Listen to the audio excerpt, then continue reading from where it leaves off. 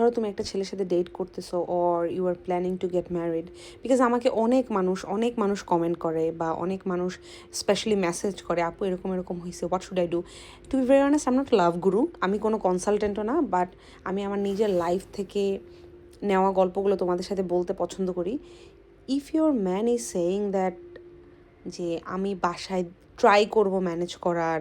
আমি শিওর না অমুক মানবে কি না তমুক মানবে কি না, বিয়ের জন্য এত প্রেশার কেন নিতে হবে, তুমি একটু ওয়েট করো, বিয়ে পরে করা যাবে,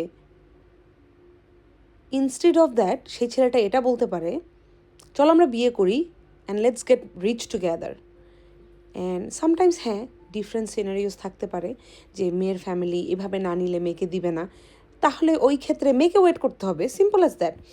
বাট ছেলেটা যদি তোমাকে কনফিউজ করে যে he is like still confuse about his mind, সে জানে না আসলে কি সে কী চায়, সালাম একটা দিয়ে হ্যারে বাহের বাড়ি থাকতে কইও